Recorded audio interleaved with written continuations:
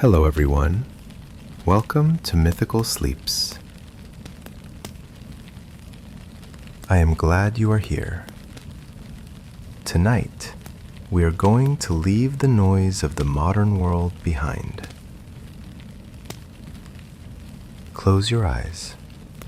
Find a comfortable position. Let your shoulders drop. Unclench your jaw. Take a deep breath in and let it out. Imagine you are standing in a vast museum at night. The floors are cool, polished marble. The ceilings are lost in shadow. It is perfectly silent here. You are walking down a long hallway lined with tall, white statues. The air smells of old stone and dust. You stop in front of a massive painting. It is framed in gold. The paint is dark, rich, and ancient. As you look at the painting, the frame widens. The paint begins to move. You step through the canvas into the high, thin air of the ancient world. The air here is difficult to breathe. We are high up, higher than the clouds, higher than the eagles dares to fly. We are standing on the peak of Mount Olympus. The ground is not made of dirt, but of solid white clouds that feel like marble under your feet. The sun is bright. It is a blinding white disk in a violet sky. There is no wind. There is no sound of birds. There is only a deep, heavy silence. It is the silence of a held breath. In the center of this silence sits a throne. It is made of black obsidian. It absorbs the light. And on the throne sits the king of the gods, Zeus. But he is not ruling. He is not speaking. He is gripping the arms of his chair. His knuckles are white. His head is bowed. A vein throbs in his temple. You can hear it. A slow, heavy beat. Thump. Thump. It is the sound of a hammer hitting an anvil deep inside the earth. Zeus is in pain. A pressure is building inside his skull. It is not a normal headache. It is a geological event. It feels as though a star is trying to expand inside the bone of his forehead. He squeezes his eyes shut. A single bead of sweat rolls down his face. It moves slowly like oil. It drops onto the white floor. The other gods are standing in a circle around him. They are terrified. They are silent. They watch the king's pain. They watch the pressure build. The air grows heavy with electricity. The hair on your arms stands up. The smell of ozone, like a lightning strike, fills your nose. It smells sharp and metallic. Zeus opens his mouth. He lets out a low groan. It vibrates through the floor. It shakes the dust from the pillars. He raises a hand. He points to the smith god Hephaestus. Hephaestus steps forward. He walks with a heavy, uneven rhythm. Clang, step, clang, step. He holds a double-headed axe. The axe is made of celestial bronze. It is heavy. It is stained with soot. The handle is wrapped in rough leather. Hephaestus looks at his father. He understands the command. There is no other way to release them. Pressure. The smith god lifts the axe. He lifts it high above his head. The muscles in his back tighten. The bronze blade catches the sunlight. It gleams. For a moment, everything stops. The axe hangs in the air. Gravity waits. Then Hephaestus brings it down. The motion is smooth. It is an arc of destruction. The blade whistles as it cuts the air. It strikes the center of Zeus's forehead. It does not sound like metal hitting bone.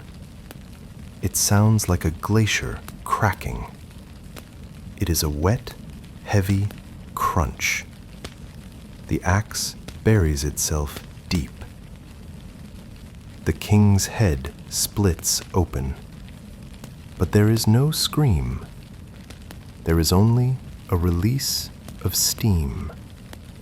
A cloud of golden mist pours out of the wound. It smells of incense and burning wood. From the cleft in the skull, a liquid flows. It is not red blood. It is ichor, the blood of the gods. It is gold. It is thick like honey. It flows slowly down Zeus's face. It drips over his eyes. It coats his beard in liquid light.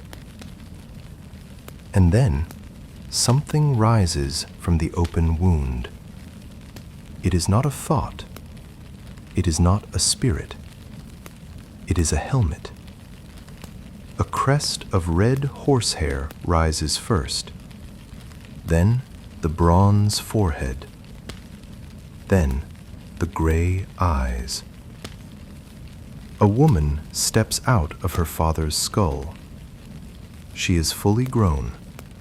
She is covered in armor. Her breastplate is polished to a mirror shine. Her greaves are strapped tight to her calves. She does not cry like a newborn. She stands on the arm of the throne. She looks at the gathered gods. Her eyes are the color of a storm cloud. They are gray. They are cold. They are incredibly intelligent. She holds a spear in her right hand. She strikes the floor with the butt of the spear. Boom! The sound freezes the sun in the sky. She opens her mouth and releases a war cry. It is a high, piercing sound. It is beautiful and terrifying. It echoes off the mountains. The sea far below stops its waves. The trees stop swaying. The world holds still for the gray-eyed goddess. Zeus looks up. The wound in his head is already closing. The pain is gone. He looks at his daughter. He sees himself in her. He sees the violence. He sees the wisdom. He smiles. But Athena does not smile. She steps down from the throne. Her sandals slap against the marble. She has work to do. She is born for battle, and the battle is waiting. The scene shifts. The white marble of Olympus fades. The air becomes hot and dry. We are on a battlefield now. The ground is red clay. It is cracked by the heat. This is the war of the giants, the gigantomachy. The earth itself has risen up to fight the sky. Athena walks across the cracked earth. She is calm. Around her, there is chaos. Boulders are flying through the air. Lightning strikes the ground, turning sand into glass. But Athena moves with a slow, watery grace. She is looking for someone. She is looking for Pallas, the giant. He stands as tall as a tower. His skin is gray like stone. His beard is a tangle of vipers. He sees the young goddess. He laughs. The sound is like rocks tumbling down a canyon. He swings a massive club. Athena does not blink. She does not run. She steps to the side, one step. The club smashes into the earth where she had been. Dust explodes into the air. Athena steps forward. She enters the giant's guard. She is so small compared to him, but she is dense with divinity. She drives her spear upward. It enters the giant's throat. It slides in easily, like a needle into fabric. The giant gasps. The snakes in his beard hiss and writhe. He falls. He hits the ground with the weight of a collapsing building. The impact shakes your bones. Dust rolls over Athena's armor. She stands over him. He is dead. But she is not finished. She needs a shield. She needs protection that will terrify the world. She looks at the giant's skin. It is thick. It is tough. It is perfect. She kneels beside the massive corpse. She takes a small knife from her belt. The blade is obsidian. It is sharper than a razor. She begins the work. She makes an incision at the neck. She pulls back the gray skin. The sound is wet. Schluck. The skin separates from the muscle. She works slowly. She is meticulous. She is like a tailor. She peels the skin from the giant's chest. She peels it from his shoulders. She flays him. The raw muscle underneath is red and glistening in the sun. The smell of iron and musk is overwhelming. Flies begin to gather. Athena ignores them. She pulls the heavy, wet skin free. She holds it up. It drips on the dry earth. She drapes it over her shoulders. She wraps it around her left arm. As it touches her divine armor, the skin changes. It dries instantly. It hardens. The gray color deepens. The edges curl and lock into place. The essence of the giant is trapped in the leather. it becomes the Aegis, the ultimate shield. She runs her hand over the surface. It feels like dried parchment. It feels like death. She stands up. She adjusts the weight on her shoulder. She is complete now. She is wisdom, and she is war. She turns her gray eyes to the horizon. She is ready for the next age. The scene changes. We leave the bloody fields of the giant war. We travel forward in time. We travel south. The air changes. The metallic smell of blood is replaced by the smell of dry earth and wild thyme. The wind is hot here. It is a dry, dusty wind that sucks the moisture from your skin. It carries the scent of pine resin and baked limestone. We are standing on a high plateau. It is a massive, flat rock rising out of a green valley. This is the Acropolis. But there are no temples yet. There are no columns. There is no Parthenon. There is only the raw, white bone of the mountain. The sun beats down on the stone. It is noon. The shadows are short and black. The heat rises from the rock in shimmering waves. It distorts the air. It makes the distant mountains look like they are melting. It is quiet. The only sound is the dry rattling of cicadas in the scrub brush. Tss, tss, tss, tss. A relentless, hypnotic rhythm. Two figures stand on this high rock. They are giants against the sky. They cast long shadows that stretch over the edge of the cliff. On one side stands Poseidon, the earth shaker, the king of the deep. He does not look like a man of the land. He looks like a storm trapped in skin. His skin is the color of deep water. It is tanned, weather-beaten, and rough like shark skin. His hair is dark and matted with sea salt. It hangs heavy around his shoulders. He smells of low tide.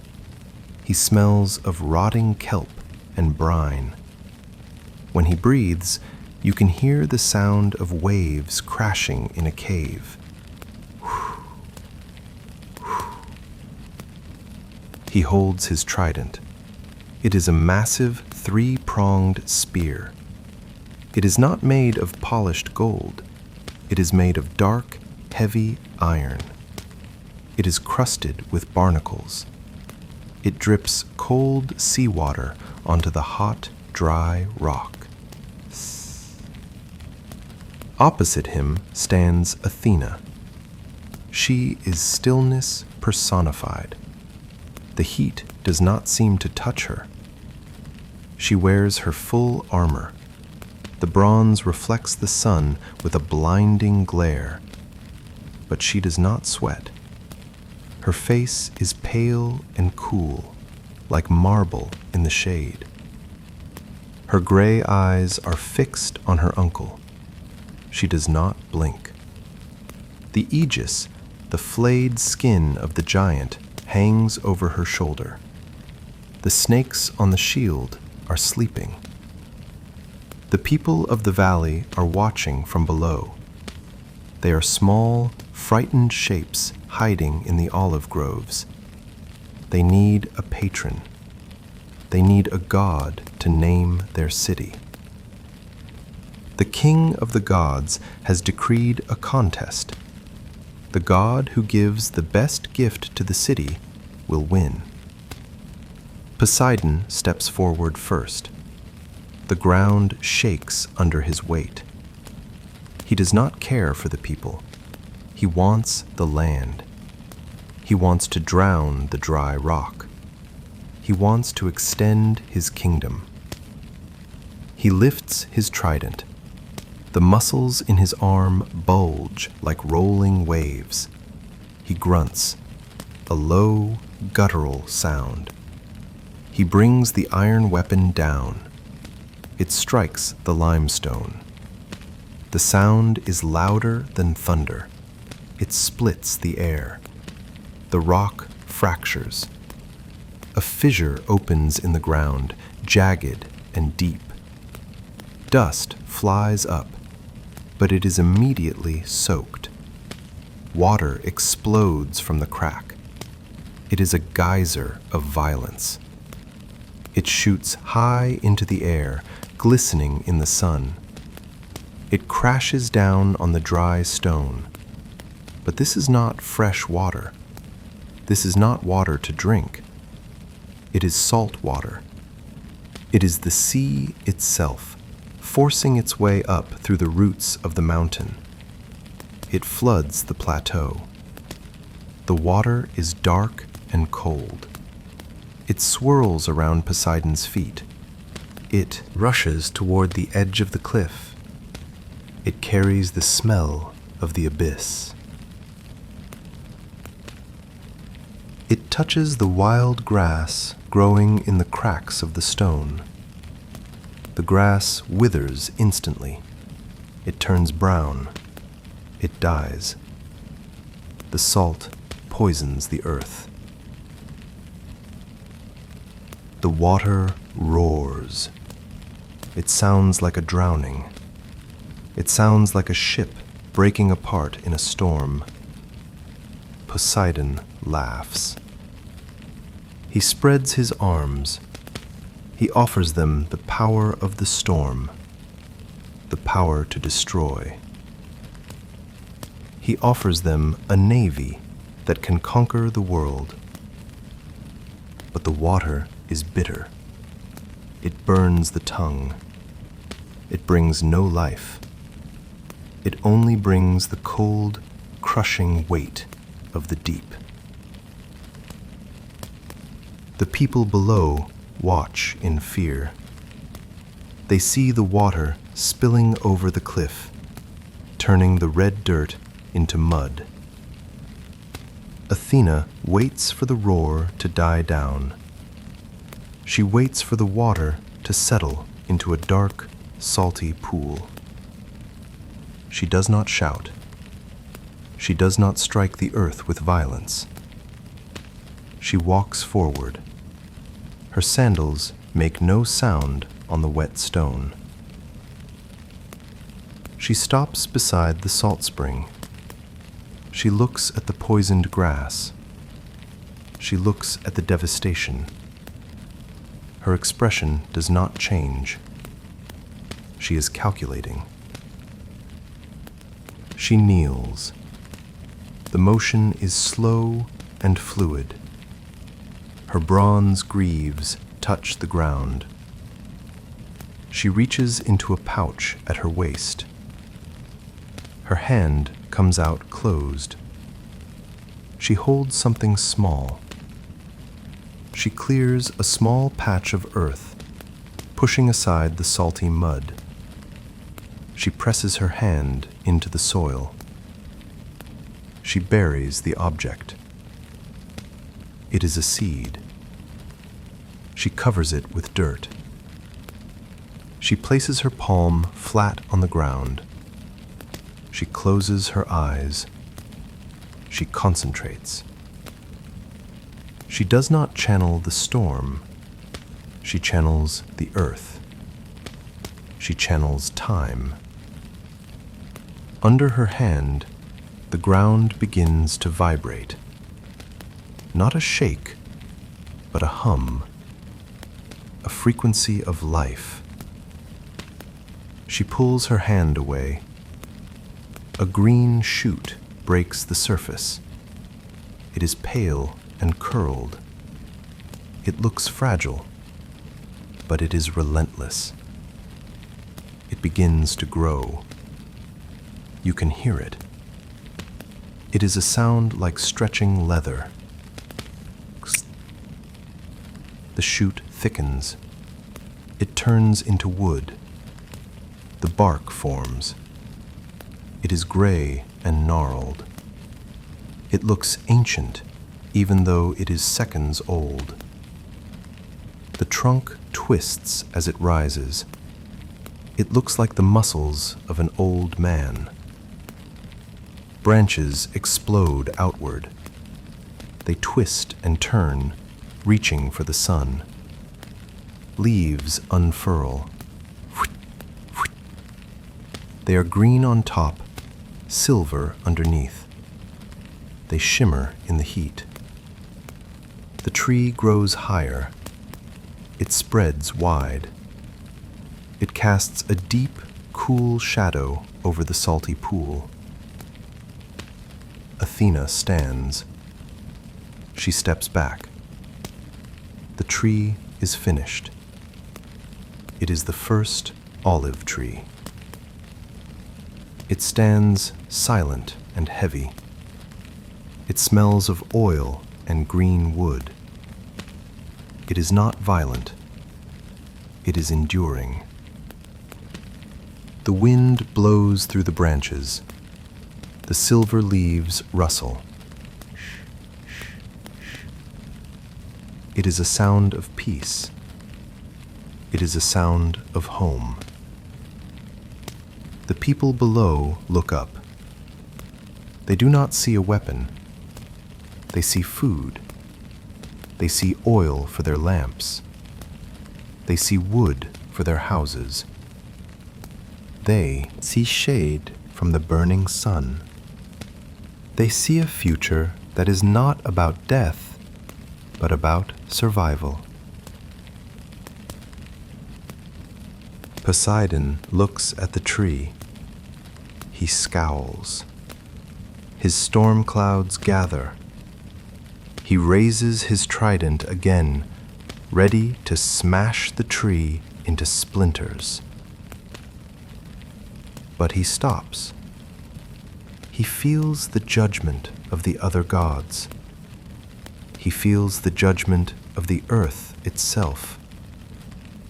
The tree has roots. It has taken hold. The rock has accepted it. The salt water begins to recede. It drains back into the crack, back to the dark ocean where it belongs. The salt dries on the rock, leaving white, crusty rings. But the tree remains. Its roots go deep, finding the hidden water, finding the life in the stone. Athena rests her hand on the rough bark. The texture is coarse. It feels like history. She looks at the city below. It is hers now. Athens, the city of the mind, the city of the olive. The violence of the sea has been beaten by the patience of the earth. The heat of the day begins to fade. The sun dips lower. The shadow of the olive tree lengthens, covering the bare rock in a cool, dark blanket. The scene holds there for a moment. The contrast of the two gods, the wild, wet rage of the sea, and the dry, cool intellect of the land. The silence returns to the Acropolis, but it is a different silence now. It is not empty. It is filled with the presence of the goddess. We move closer to the tree. We look at the leaves. We see the small green olives beginning to form. We see a spider crawling along a branch. It spins a web between two twigs. The silk catches the last light of the sun. Athena watches the spider. Her gray eyes narrow slightly. She watches the weaving. She watches the pattern. It reminds her of something. It reminds her of a challenge. It reminds her of a thread that must be cut. The wind picks up. The web vibrates. The transition begins. We are leaving the sun-baked rock. We are moving indoors to a room filled with wool and looms, to a room filled with pride. The scene dissolves. The bright sun of the Acropolis fades into the warm, dim interior of a workshop. We are in Lydia now, in the land of dyers and weavers. The air here is thick. It is heavy with the smell of wet wool and metallic dyes. Dust motes dance in the shafts of light that cut through the high windows. The room is filled with sound. It is a rhythmic, mechanical heartbeat. This is the sound of the loom. It is the sound of Arachne. She sits on a wooden bench, her back straight, her eyes focused. She is a mortal woman. She is plain. Her dress is simple gray wool. But her hands are extraordinary. They are pale and long-fingered. They move with a speed that blurs the air. They are not human hands. They are the hands of a machine. She holds the shuttle, the wooden boat that carries the thread. She throws it through the warp. Whoosh! It flies across the loom. She catches it. She pulls the beater bar down. Thwack! The thread locks into place. It is a hypnotic dance.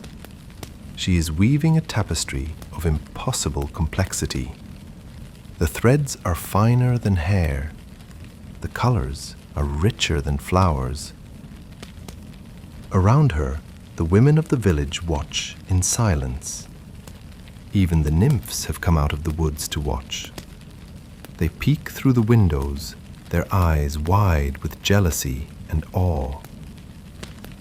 Arachne stops. She runs her hand over the fabric. It is smooth as water. She smiles. It is a smile of absolute arrogance. She speaks to the empty air. She says she is better than the gods. She says she is better than Athena. The words hang in the dust. They are heavy. They are dangerous. The air in the corner of the room begins to curdle. It grows cold. The shadows lengthen and twist. An old woman steps out of the gloom. She is hunched over. She leans on a crooked staff.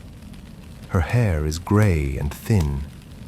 Her skin is like crumpled paper.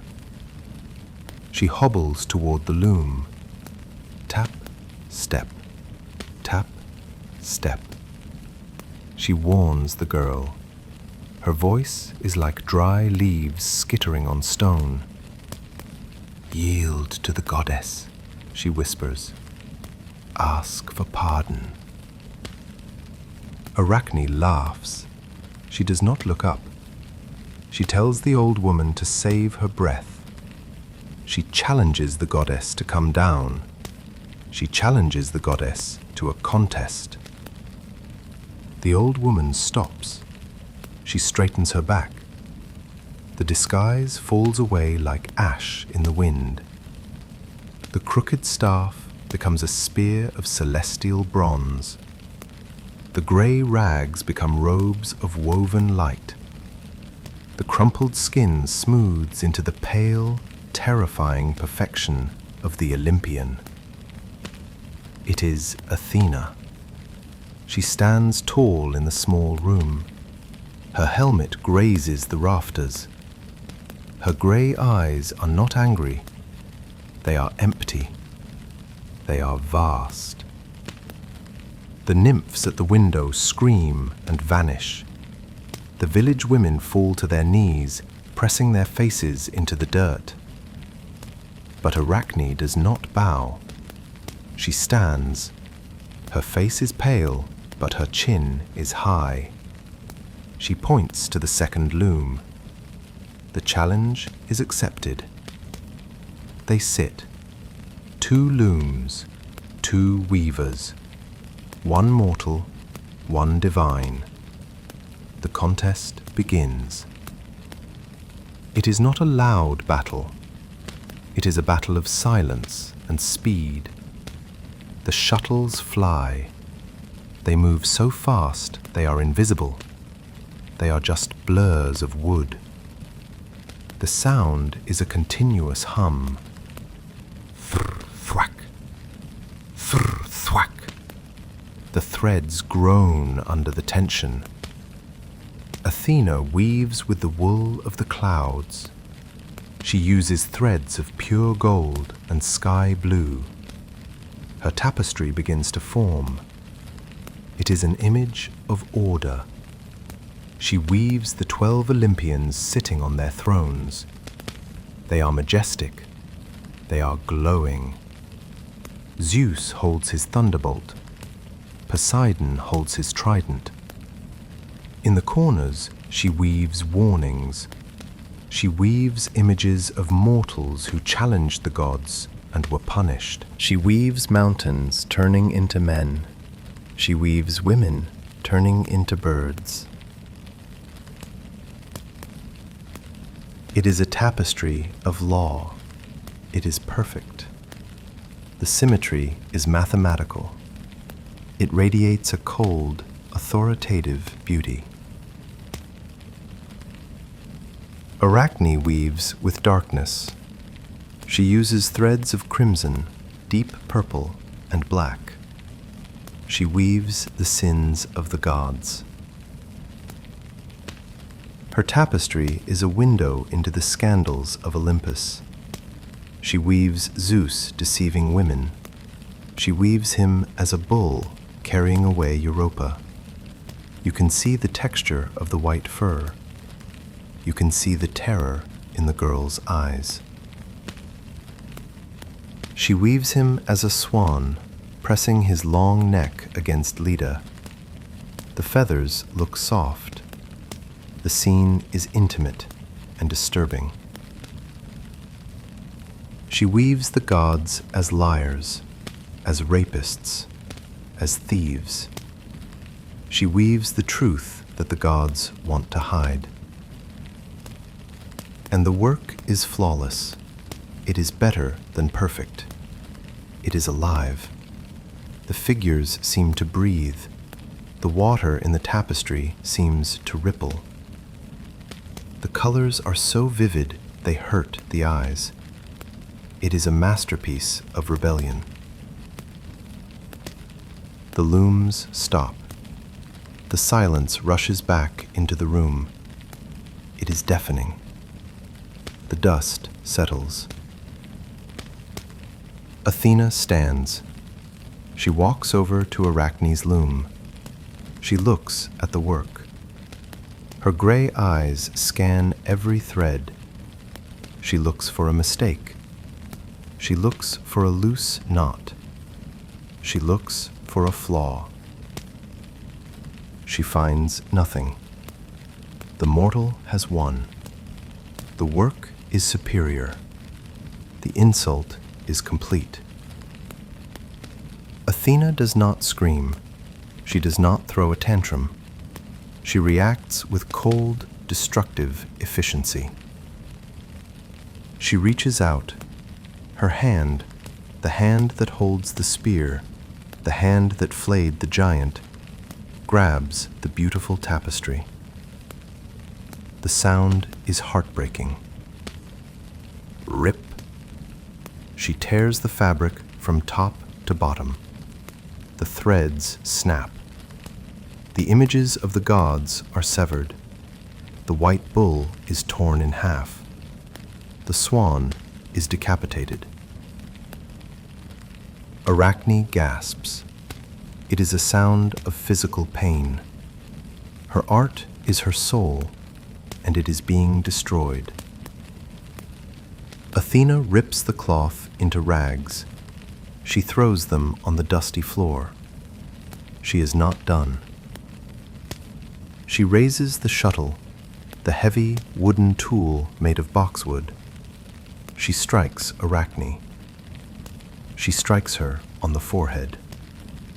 It is a sharp, dry blow. She strikes her again, and again, 3 times. Arachne stumbles back. She holds her head. She is not bleeding, but her mind is broken. The shame floods her. The realization of what she has done. She has humiliated a god, and the god has destroyed her voice. Arachne cannot bear the silence. She cannot bear the eyes of the goddess. She turns. She runs. She runs to the corner of the workshop. There is a rope hanging from a high rafter. It is a rough hemp rope used for hoisting bales of wool.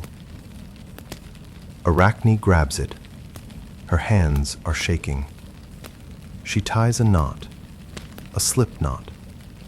She moves with the muscle memory of a weaver. The knot is perfect. She throws the rope over the beam. She puts her head through the loop. The rough fibers scratch her neck. She does not hesitate. She kicks the stool away. Clerope pulls tight. Her body drops. The beam groans under the sudden weight. She swings there, gently, back and forth. Her feet twitch. Once, twice. Then they are still. The room is silent again. Just the slow creaking of the rope. Creak, creak. Athena watches the body sway. The anger drains out of her, replaced by a cold, distant pity. She did not want the girl to die. She wanted her to learn. But a suicide cannot be undone. Or can it? Athena steps forward. She stands under the hanging body. She looks up at the purple, swollen face of the girl. "Live," Athena whispers. "Live, you wicked girl, but hang forever, so you will never forget." Athena reaches into her robe. She pulls out a vial. It is carved from a single dark onyx. It contains the juice of Hecate's herb. It is a poison of transformation. She unstoppers the vial. She tips it. A single drop falls. It lands on Arachne's shoulder. The reaction is immediate. It is a biological horror. The rope loosens, but Arachne does not fall. She begins to change. Her hair, her long, beautiful hair, falls out. It rains down on the floor like cut grass. Her nose recedes into her face. Her ears dissolve. Her head shrinks. It becomes small and hard. Her fingers, those long, talented fingers, begin to fuse together. They lengthen. They grow extra joints. They turn into thin, hairy legs. Her sidearms wither away. Her legs shrink and move up her torso. Her belly, the center of her body, begins to swell. It bloats. It turns round and bulbous. It fills with fluid. It becomes a spinneret. The gray wool dress dissolves into her skin. Her skin turns black and fuzzy. She is no longer a woman. She is a knot of black legs and a swollen abdomen. She is a spider. The noose is no longer a noose. It is a thread. She scuttles up the rope. Her movement is jerky and fast. She reaches the dark corner of the rafter. She does not mourn her humanity. She turns. She anchors a thread. She drops. She spins. She begins to weave. It is not a tapestry of gods. It is a geometric web. It is a trap for flies. But the skill is still there. The perfection is still there. Athena watches for a moment longer. She nods. The order is restored. The challenge is answered. The weaver is still weaving, but now she is silent. Now she is small. Now she belongs to the shadows. Athena turns and walks out of the workshop into the blinding light of the afternoon, leaving the spider in the dark. The spider is left to spin in the dark corner of the workshop. We leave the quiet interior. We leave the smell of wool and dye. We travel again. We cross the Aegean Sea. The water below is blue and deep, but as we approach the coast of Asia Minor, the color of the water changes. Near the shore, it is stained reddish-brown. It is the runoff of a decade of war. We are at Troy, the great city of Priam, but we do not see the gleaming walls yet. We are on the plains before the city, the killing fields. The air here is different than anywhere else on Earth. It is heavy. It tastes metallic on the back of the tongue, like sucking on an old coin. It is thick with dust, a fine, chalky powder that coats everything. It gets into your eyes. It settles in the folds of your clothes. The sun is trying to shine, but it is filtered through this dust and smoke from burning ships. The light is sickly and yellow. It is a perpetual twilight. This is the fog of war, and through this fog, the grey-eyed goddess moves. She is here, but she is not seen. She wears the helmet of Hades, the cap of invisibility. She is a void in the air, a shimmer of heat that eyes slide right past. She walks through the center of the battle. Around her, men are fighting with desperate, clumsy energy. Spears crash against bronze shields. Swords hack at leather armor. The sounds are wet and heavy.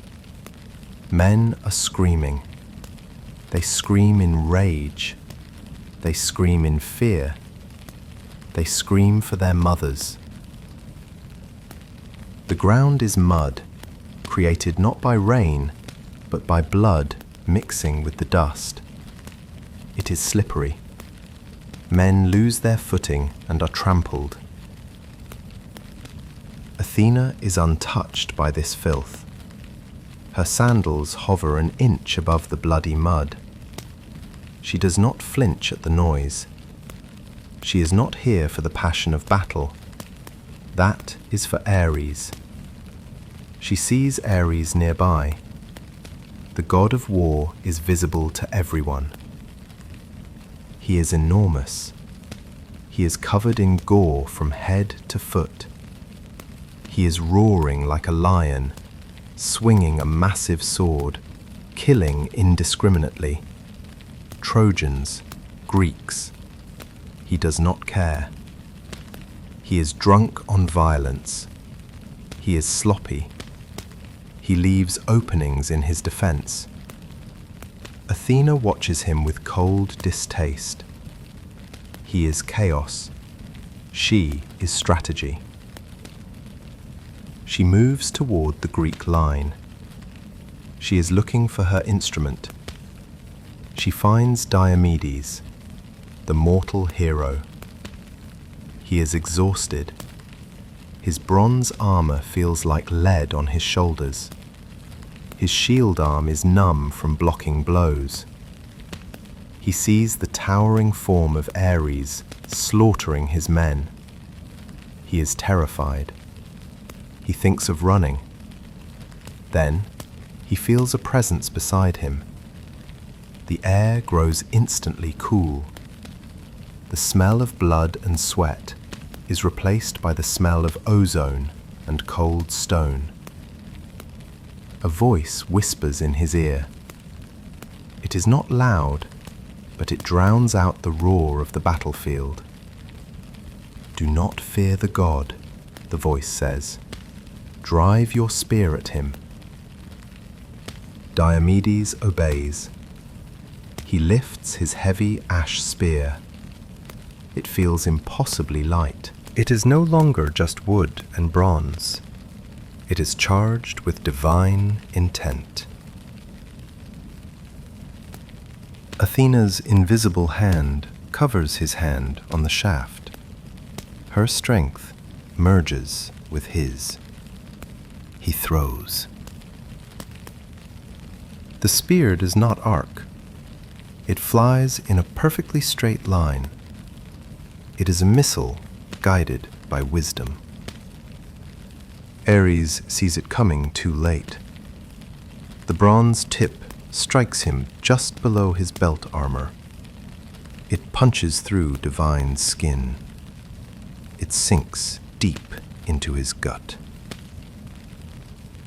The world goes silent for a heartbeat. And then Ares screams. It is not a human sound. It is the sound of a mountain cracking apart. It is a sound that makes 9,000 men on both sides drop their weapons and cover their ears. Golden ichor, the blood of the gods, gushes from the wound. It steams when it hits the cool air. Ares does not fight back. He is a coward. He dissolves into a dark cloud and flees back to Olympus to whine to his father. Athena watches him go. Her expression does not change. The equation is balanced. The chaotic variable has been removed. The war drags on. We move forward in time. The final days. The plains are empty now. The armies are watching from the walls and the ships. There are only 2 men left on the field. Achilles for the Greeks, Hector for the Trojans, the greatest killers of their age. Hector has lost his nerve. He is running. He runs around the high walls of his own city. His breath burns in his lungs like fire. His bronze armor clatters against his legs. Clank, clank, clank. The sound of his own panic. Behind him, the sound of death approaching. The rhythmic pounding of Achilles' feet. The heavier thud of a man who knows he will win. They have run 3 times around the city. The heat is immense. The dust clogs their throats. Athena watches from above. It is time to end this geometry. It is time to close the circle. She descends. She does not come as a warrior. She comes as a lie. She lands on the dusty path ahead of Hector. She changes her form. Her armor vanishes. Her height decreases. She takes on the appearance of Deiphobus, Hector's favorite brother. She wears his armor. She mimics his voice perfectly. Hector is stumbling with exhaustion. His vision is blurring. Then he sees him, his brother, standing firm, waiting for him. The false Deiphobus calls out, "Brother, let us stand. Let us face this man together." The sound of a friendly voice is like cool water. Hope floods back into Hector's heart. He is not alone. 2 against 1. They can win. He stops running. He turns. He plants his feet in the shifting dirt. He raises his shield. He faces the oncoming storm that is Achilles. Achilles stops 10 paces away. He is breathing hard, but he is smiling a wolf's smile. Hector speaks. He proposes a pact, that the winner will return the loser's body for burial. Achilles laughs. There are no pacts between lions and men. Achilles throws his spear first. It is a blur of motion. Hector ducks. The spear flies over his shoulder and embeds itself in the earth with a deep thump. Hector shouts in triumph. He has survived the first throw. Now it is his turn, and his brother is beside him with another spear. Hector throws his weapon. It hits Achilles' shield dead center. Clang! The sound rings out across the plains. The divine shield made by Hephaestus holds. The spear bounces off, bent and useless. Hector turns to his right. He holds out his hand to his brother. "Deiphobus," he calls out, "give me your spear." His hand closes on empty air. He turns his head. The space beside him is empty. There is no brother. There is no backup. The dust swirls where the goddess had stood only a moment before. The realization hits Hector harder than any weapon. It is a cold, sickening feeling in his stomach. The gods have lied to him. The gods have trapped him. He is alone. He looks back at Achilles. Achilles has reclaimed his own spear from the dirt. He is walking forward. Hector knows he is a dead man walking, but he draws his sword. It is a long, sharp blade of bronze. The metal catches the dying light of the sun. He charges. It is a desperate, hopeless rush. Achilles watches him come.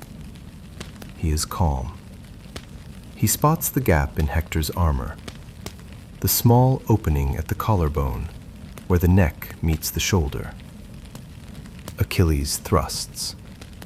The The spear goes in. It is a clean entry. It severs the windpipe. There is very little blood. Hector falls.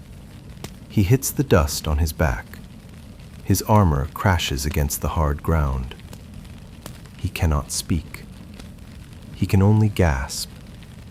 His eyes look up at the sky. The sky is turning purple as evening comes. The dust begins to settle around his body. The silence returns to the battlefield. It is a heavy, final silence. Athena watches from the ramparts now. The thread is cut. The city will fall. The strategy is complete. The air begins to cool as the sun finally sets behind the sea. The war is over. The fires of Troy have burned down to cold ash. The screaming has faded into history. We leave the battlefield behind. We leave the sea behind. We return to the beginning, to the city of the gray-eyed goddess, to Athens. But it is night now. The sun has long since set. The air is cool and clear. It smells of damp stone and jasmine blooming in the dark. The city is sleeping. The houses are dark. But there is a light on the hill. Not on the Acropolis, but on the smaller hill beside it. The Areopagus, the Rock of Ares. It is a bare outcrop of limestone, glowing pale in the moonlight. Tonight, it is not a place of war. It is a place of ending. A crowd has gathered here. They are not mortal citizens. They are shadows. They are spirits. They are gods. In the center stands a young man, Orestes. He is trembling. He is covered in dust from a long journey. He looks exhausted. His eyes are wide and rimmed with red. He has not slept in weeks. He cannot sleep because of what follows him. Behind him, in the darkest shadows of the rocks, things are moving. They are the Arinoes, the Furies, the ancient goddesses of vengeance. They are older than Zeus. They are older than the sun. They smell of decay. They smell of old, stagnant blood. You can hear them breathing. It is a wet, rattling sound. Their hair is not hair. It is a nest of black vipers. The snakes writhe and coil around their pale faces. Their eyes drip a dark, caustic liquid that burns the stone where it falls. They want the boy. They want to tear him apart. He has committed the ultimate sin. He killed his mother, Clytemnestra, to avenge his father, Agamemnon. Blood for blood. A circle that never ends. A chain that binds the world in violence. The Furies scream. It is a sound that tears the night air. Justice, they cry. Blood requires blood. They lunge forward. But a hand goes up. A single pale hand, and the darkness is pushed back. Athena stands between the boy and the monsters. She is not wearing her armor of war. She is wearing long robes of white linen. She does not hold a spear. She holds nothing. Her hands are open. Her face is calm. Her gray eyes reflect the starlight. She speaks. Her voice is not a war cry. It is low and resonant. It sounds like a cello played in a large hall. "Enough," she says. "The circle ends here." She gestures to the stones. She gestures to the 12 empty seats carved into the rock. She calls forth the jury, the first jury in the history of the world. Citizens of Athens appear, serious men with white beards. They take their seats on the cold stone. They are the judges. Athena establishes the court. She replaces the sword with the word. She replaces vengeance with law. The trial begins. It is slow. It is methodical. Apollo speaks for the boy. The Furies scream for the mother. The arguments drift through the night air like smoke. We listen to the cadence of the voices, the deep baritone of Apollo, the shrill, scraping screech of the Furies. Orestes watches. He is the first man to be judged not by strength, but by reason. He leans against a rock. The coolness of the stone seeps into his skin. He feels a strange sensation, hope. Finally, the arguments are done. The sun is beginning to think about rising. The sky to the east is turning a deep, bruised purple. It is time to vote. The jurors stand. They hold pebbles in their hands, white for innocence, black for guilt. One by one, they walk to the urns. Clink, clink, the sound of stone hitting pottery. It is the sound of destiny being decided. The urns are emptied. The pebbles are counted. Athena watches. She counts with them. 5 white pebbles, 5 black pebbles. A tie. The court is divided. The tension on the rock is unbearable. The Furies begin to smile. Their snakes begin to hiss in anticipation. A tie means death. A tie means the old laws stand. But Athena steps forward. She holds a single pebble. It is white. It glows softly in her hand. "I was not born of a mother," she says softly. "I came from the mind of the Father. I vote for the end of the blood feud.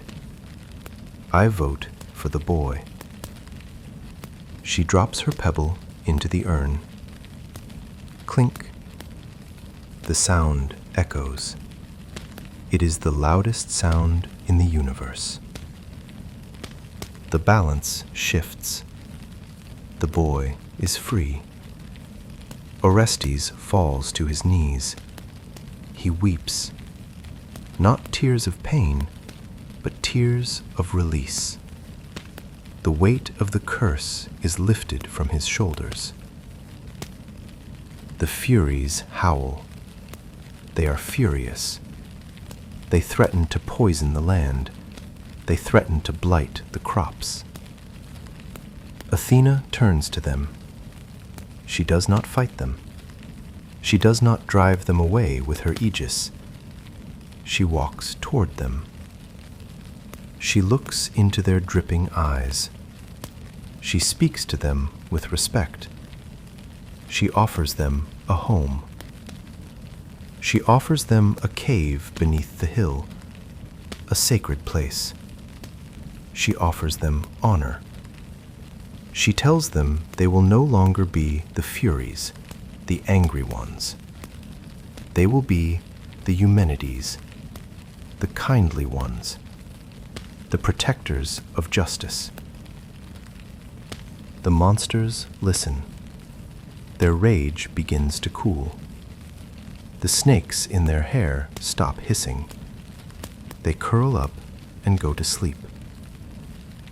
The old goddesses nod. They accept the peace.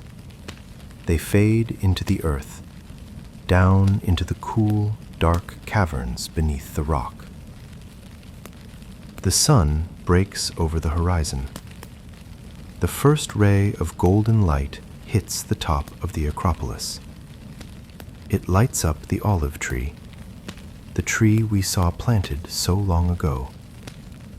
It is big now, ancient. Its trunk is thick and gnarled. Athena walks up the hill. She stands beneath her tree. She removes her helmet. She sets it on the ground. She lets her hair fall loose. It catches the wind. She leans her back against the tree. She looks out over her city. The smoke of morning fires is rising from the houses. The sounds of the city waking up drift up to her. A rooster crows. A dog barks. A cartwheel creaks.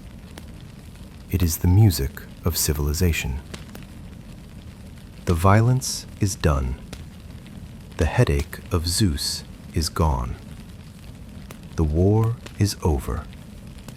The web is woven. The judgment is made. Athena closes her gray eyes. The goddess rests. The journey is over. The story is told. Now, the darkness of your own room wraps around you. It is a protective velvet. Let the story drift away. The image of the olive tree fades. The image of the marble city fades.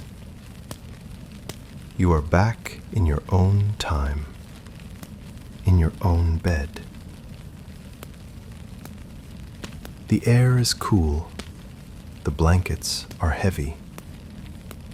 Your breathing is slow and steady. Sleep now.